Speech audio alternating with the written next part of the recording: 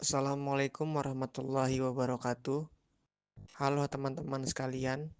Kali ini kita akan mempelajari materi kelas sosial pada mata pelajaran sosiologi.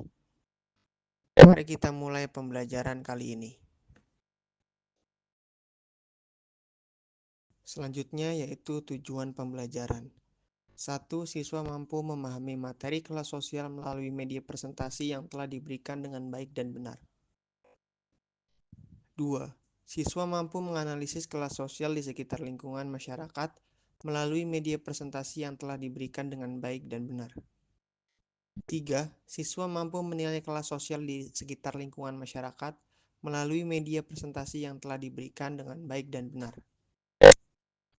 Kelas sosial adalah penggolongan masyarakat ke dalam kelompok-kelompok berdasarkan status sosial, ekonomi, pendidikan, dan pekerjaan.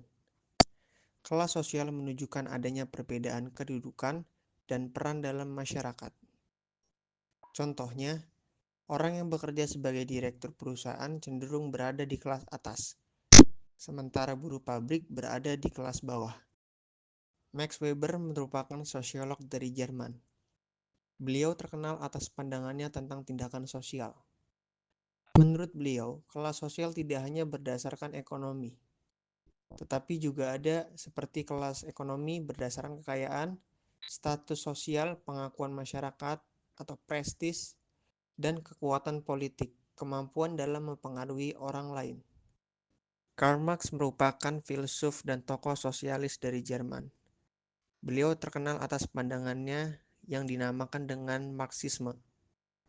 Menurut beliau, masyarakat terbagi dalam dua kelas utama, yaitu bourgeois atau pemilik alat produksi, seperti majikan, pemilik pabrik. Selanjutnya yaitu proletar, pekerja yang menjual tenaga kerja seperti buruh. Ciri-ciri kelas sosial dan penggolongan kelas yang ada di masyarakat, yaitu tingkatan sosial antara bos dan bawahan, gaya hidup mewah dan sederhana, mobilitas sosial. Berikut adalah contoh kelas sosial di lingkungan masyarakat. Kelas atas. Dalam kelas ini, hierarki sosial ditentukan karena kekayaan, kekuasaan, dan status sosial. Pada kelas menengah, hierarki sosial berada pada tingkat hidup yang lebih tinggi dari kelas bawah, tapi tidak beruntung seperti kelas atas. Contohnya, seperti guru, buruh, dan karyawan. Sedangkan pada kelas bawah, hierarki sosial berada pada ketidakmampuan memenuhi kebutuhan dasar dan mobilitas sosial yang sulit. Berikut adalah dampak dari kelas sosial.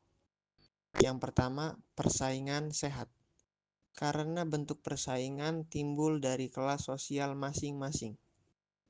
Namun akan menjadi masalah jika persaingan terjadi antar kelas sosial. Kedua, motivasi untuk lebih bekerja keras.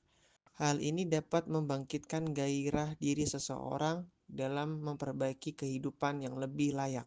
3. Pembangunan yang merata. Harus kita akui dan sadari bahwasanya kelas sosial membuat daerah yang sesuai dengan kelasnya ingin menjadi yang lebih baik. Dampak negatif yang ditimbulkan dari kelas sosial yaitu kesenjangan sosial.